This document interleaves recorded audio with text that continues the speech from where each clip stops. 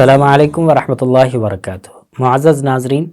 نماز کے فرائض سے متعلق مسائل ذکر کیے جا رہے ہیں۔ الحمدللہ اب تک بہت سارے ان مسائل پر بات کی گئی جو ہمارے بہت سارے احباب کو معلوم نہیں تھے۔ امید کہ ان مسائل سے ان کے علم میں اضافہ ہوا ہو اور وہ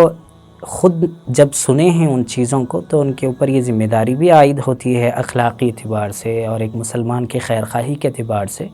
کہ اس طرح کی غلطیاں اگر کوئی اپنی نمازوں میں کر رہے ہیں تو ان کو خیر خواہانہ انداز میں، اچھے انداز میں بتائیں کہ بس اللہ ایسا نہیں ہے، ایسا ہے۔ سمجھانے کا بھی انداز ہونا چاہیے، ورنہ بہت ساری مرتبہ بہت سارے احباب بات صحیح کہتے ہیں لیکن طریقہ صحیح اختیار نہیں کرتے، جس سے سامنے والا شخص اس بات کو سننے کے بعد بجائے اس چیز کو سیکھنے اور سمجھنے کے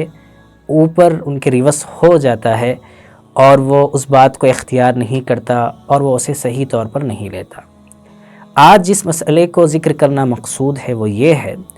کہ نماز میں جتنے ارکان ہیں، یعنی نماز کی پوری جو ایکٹیویٹی ہے اس کے اندر سب سے پہلے قیام آئے گا، یعنی کھڑا ہونا، اور اس کے بعد اس کا دوسرا عمل جو ہے رکوع ہے، اور اس کے بعد اس کا تیسرا عمل سجدہ ہے، اور اس کا چوتھا عمل قاعدہ ہے۔ تو نماز میں ان چیزوں میں ترتیب ضروری ہے، یعنی پہلے قیام ہوگا، اس کے بعد رکوع ہوگا، پھر سجدہ ہوگا، اور اس کے بعد پھر قاعدہ آخرہ ہوگا۔ اگر کبھی غلطی سے نماز جب ہم انفرادی طور پر پڑھ رہے ہوں، ہوتا ہے ایسا بھول چوک کی وجہ سے کہ ہم قیام کر لیتے ہیں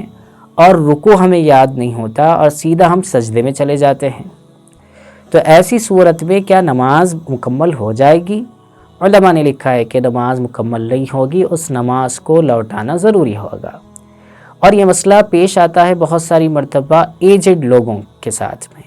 یعنی جن کی عمر 60 اباؤ ہے یا 70 اباؤ ہے، وہ لوگ بار بار سوال یہ کرتے ہیں کہ ہمیں بعض مرتبہ شک بھی ہوتا ہے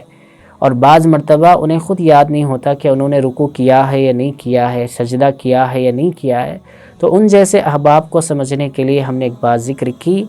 کہ ہر چیز اپنے وقت پر ترتیب کے ساتھ میں ہونا ضروری ہے۔ اگر ترتیب الٹ جاتی ہے، یعنی قیام کے بعد میں رکوع کے بجائے اگر ہم سیدھے سجدے میں چلے جاتے ہیں، رکوع چھوٹ جاتا ہے تو نماز نہیں ہوگی۔ ایسے ہی اگر ہم نے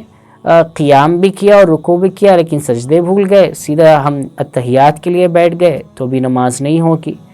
یا رکوع کی جگہ پر سجدہ یا سجدے کی جگہ پر رکوع کر لیا تب بھی ہماری نماز ادا نہیں ہوگی، نماز کو لوٹانا ضروری ہوگا۔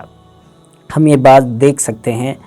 فتاوی عالمگیری والیوم نمبر 1 پیج نمبر 70 پر۔